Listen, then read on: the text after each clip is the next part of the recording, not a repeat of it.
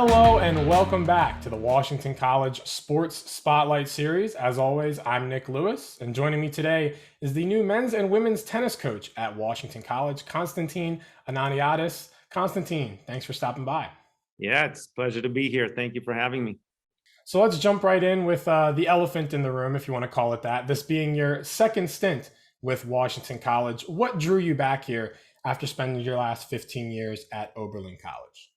Yes, so much has changed. I guess you can summarize it by saying like so much has changed in those 15 years since I was there. I mean, when we left in, I guess it was '07, with my family, we didn't leave because we wanted to, but we, in a sense, I felt like it was the right thing to do at the time, professionally and personally for me. The position was very different, and I'll go into maybe a couple more details in a second. But it was the right thing to do from those standpoints, both personally and professionally. But in the intervening 15 years, and as I start looking into the situation now, I just realized that athletically, so much has changed and is changing at Washington College right now, and so many exciting things are happening. And of course, the new indoor tennis facility, being one big one, but that's only one of the many things that are happening at Washington right now, athletically and on campus in general. So that the energy just really drew me in when I came on campus for my interview. Like, the energy was so, it really captured me, and it really got me excited to coming back. And again, like I said, when we left in '07, we kind of left with a heavy heart. Like, we didn't want to leave, and we loved Chestertown, we loved Washington College. We left, we had so many friends there. We enjoyed a lot of the things, but it was just not sustainable, I guess you can say. But now with the full-time position, with an assistant coach, a full-time position for that, the facilities and everything else, and all the energy in the athletic department, it was just it was a no-brainer. When you were last with Washington, this was a very strong tennis program and one that was, regularly competing at that national level. What do you think it's going to take for this program to win the Centennial Conference Championship and start getting back to that national level of competition? Yeah, I think we have all the ingredients right now. We have a strong core of both teams coming back. We have an amazing returning coach in Mike Herman that loves the program and knows it inside and out. I'm really excited that he has elected to stay and work with me in the upcoming year, and hopefully for many years to come. We have some really good incoming recruits coming in. And I think we were on the cusp last year. I mean, the teams were very competitive at a regional and conference level, and we had some people get nationally ranked, of course, and being on the cusp of making the NCAA tournament. So I think the coaching change and some of the things that happened potentially mid-year, and Mike having to do everything by himself, which he did an outstanding job, but he was still by himself coaching two programs. I think that's not going to be the case. Of course, now we have two head coaches coaching the teams, in a sense. So, which I'm really excited about. And of course, the prospect of the indoor tennis facility coming up, and some of the things that we want to do to develop the players and add to the schedule, and to do some things a little bit differently now that Mike and I are on board, and hopefully for many years. I think it's not going to take that much. The teams are right there. And I think the extra helping hands that I'm going to provide to Mike, I think that they hopefully pushes us over the top. But long term, I feel like all the ingredients are there for us to be a national contender year in, year out. So after serving as a women's tennis head coach, as we said, at Oberlin for the past 15 years, what do you think some of the adjustments or challenges might be now that you're going to be overseeing both the men's and women's programs at Washington? Yeah, I think not much. I mean, I've coached men obviously at Washington and at UVA before. The game is a little different. The men's game might be slightly different in the way it's played, tactically speaking. But I'm pretty good friends with our men's coach here at Oberlin, and I've been involved with our men's team in a very unofficial capacity over the years. So I've kept my hand, in men's tennis a little bit over the last 15 years. So I hit in their practices, and I've coached in matches with Eric Shida here at Oberlin. But so I don't think that's going to be a big adjustment. And at the end of the day, people are people, and it's you're coaching people above all. You're not coaching, so it's not going to be that big of a transition. It's all about maximizing their potential and getting them excited about being there, and getting them in the right state of mind, so that they're able to be themselves and play to the best of their potential. Yeah, I don't think that's going to be that wasn't even, it didn't even cross my mind as a quote unquote change when I was coming over. I think it's going to be a very natural and easy transition, going back to to coaching both genders. Yeah. So now, taking the reins here of the programs at Washington, what are some of the things that you look for when you are recruiting student athletes to come play in Chestertown? Yeah, so I think the number one thing that I look for when I recruit is the recruit's passion for the game, and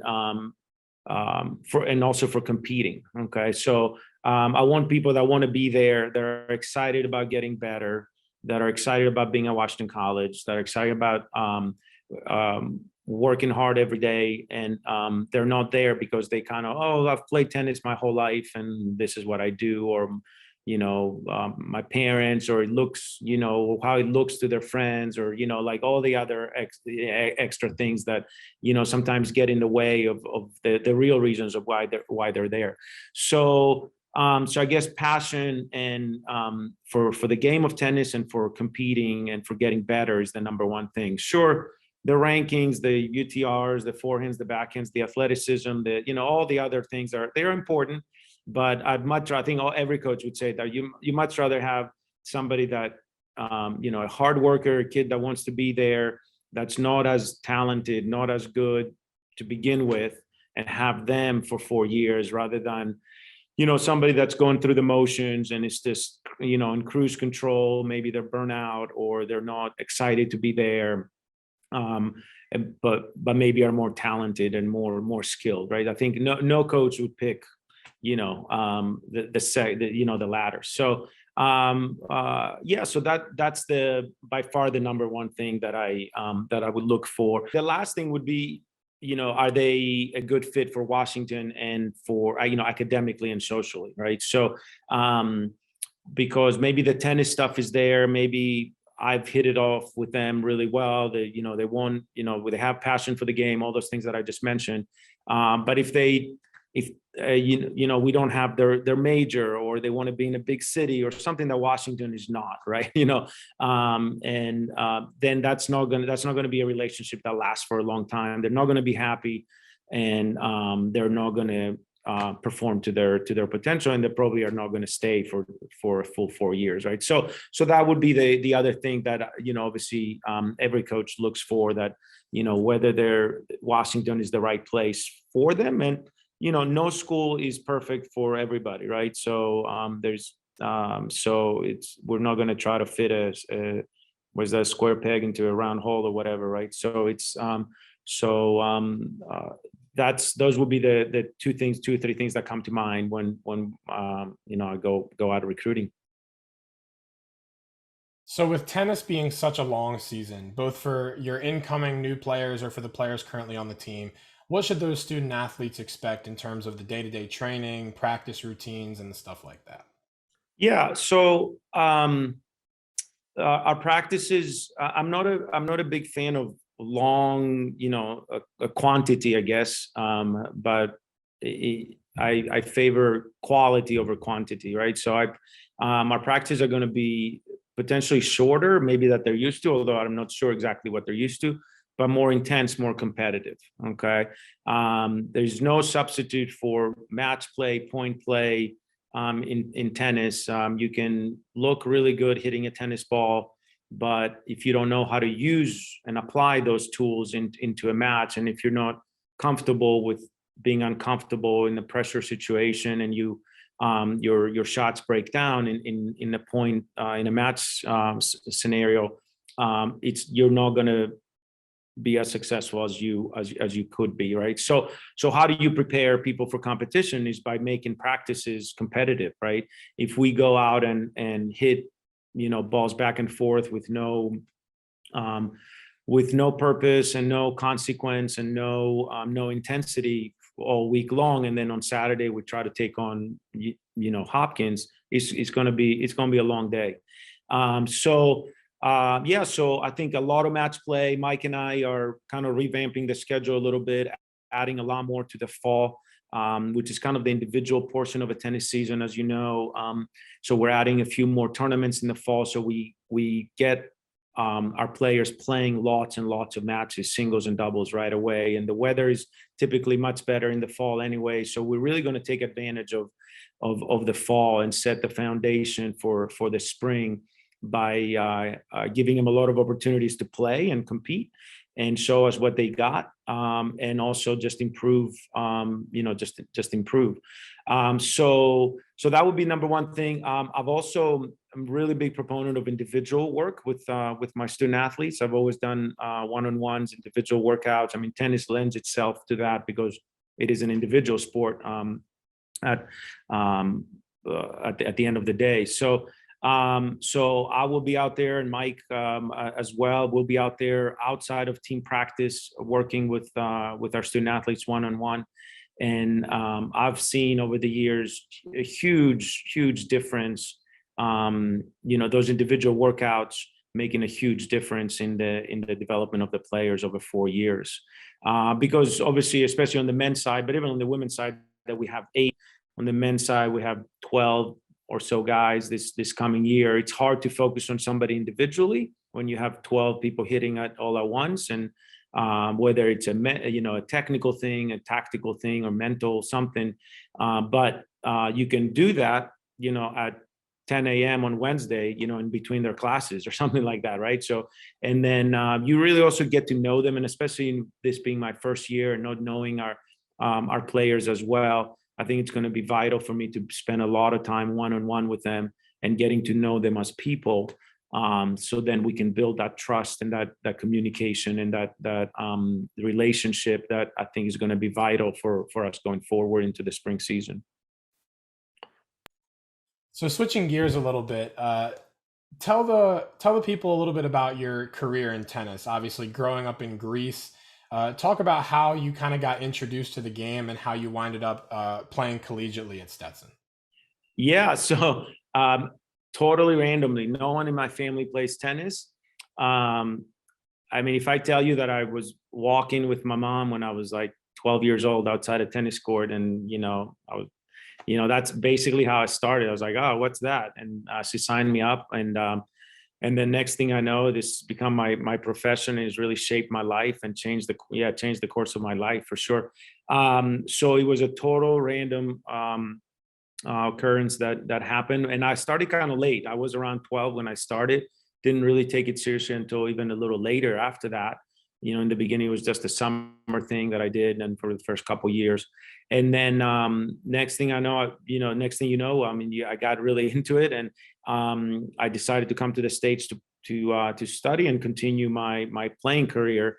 Initially, actually, I went to a D2 school up in New York for a year or so, 3 semesters, and then transferred into Stetson, where I had an awesome experience, and I'm still really I'm in touch with my coach, and he's one of my biggest mentors and friends at this point, and we're in touch on a, if not daily basis, on a weekly basis, all the time. And so that made me decide to stay in college tennis, and got my master's, and after Stetson, and considered going into academia and doing some things with exercise science, which was why my major. But I really wanted to be with people and be, in the field, so to speak, and be on the court and be active. And that interaction with people really is what gets me going, and the relationships that are built and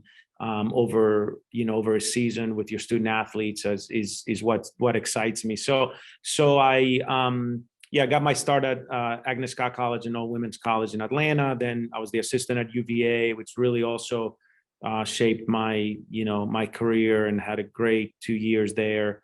But I knew when I was at UVA, I knew that at Division I, and especially at that level, and being the ACC and a power conference, I mean, it's a completely different experience and a completely different way of doing things. So, and I knew that as much as I never regretted going to UVA, and again, Brian Boland and Phil Rogers have two of my biggest supporters and mentors over the years, that my two head coaches there. But I knew I didn't want to stay in Division I level for too long, and that Division III was more kind of aligned philosophically with where I'm at, and the type of experience I want to provide for my student athletes. So then I went to Washington College for the first time after UVA. That was my next stop, and then Oberlin for 15, as you said, and now back in Chestertown.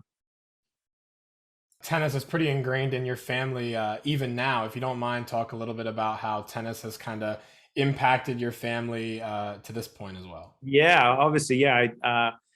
I met my wife at Stetson. She was also a standout. She's much better than I ever was at tennis, and what she achieved in her tennis career.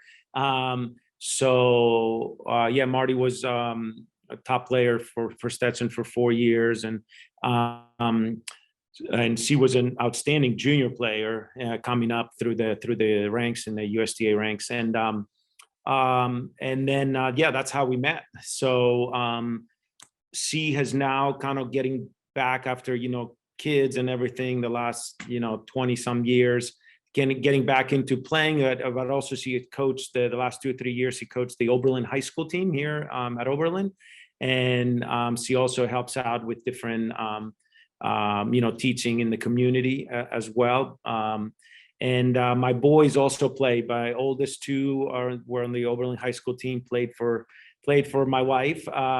And my middle one is a rising junior in high school. So he's really gotten into it. Actually reminds me a little bit of kind of myself, that in the beginning he kind of dabbled and played a little bit, and he was, it was just a thing that he did. But the last year or so has really gotten into it. So I'm curious to see how good he'll get. And then we have a 10-year-old that is probably the one that has gotten into it the most, and at the youngest age. So he's played in some USTA tournaments, and he wants to play all the time, and hopefully he'll play at Washington in 8 years. So, unless he gets really good, and then maybe I'll send him to Charlottesville at UVA. So,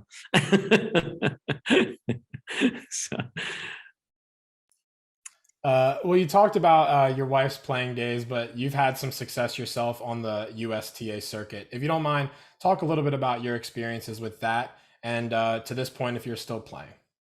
Yeah, actually, I have a match tonight. That's fine that you mentioned.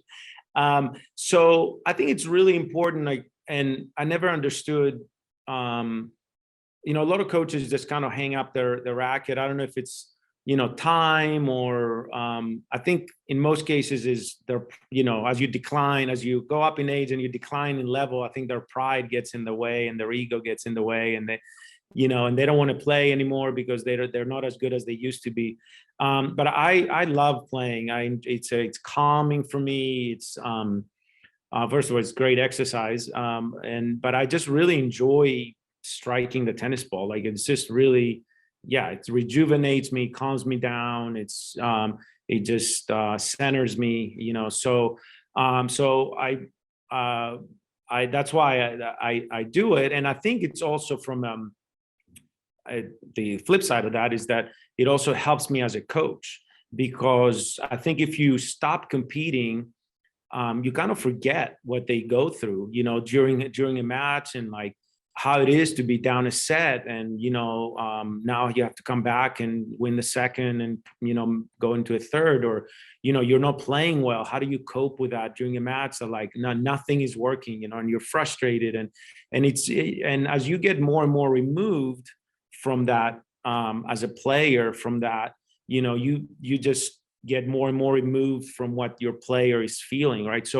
So for me, it's also, other than the fact that I enjoy it so much, but I view it also as professional development in a sense, because I think it really helps me be more empathetic with my players and understand what they're going through during the match, and being, how nervous you can be, before you close out a match, or how frustrated you might be when nothing is going your way, or you just lost the first set 7-6. How do you cope with that? So it's yeah, I think for those are the main two reasons that that I still like to play myself, and I played on in national tournaments for age group type things, and also USTA leagues and different things, because it's a lot of fun, and I think it's good for me on many levels, as a person and as a coach. All right. Well, once again, Constantine Ananiadis, thanks for stopping by the spotlight, and best of luck moving forward. Thank you so much. Can't wait to get there and get going. Thank you, Nick.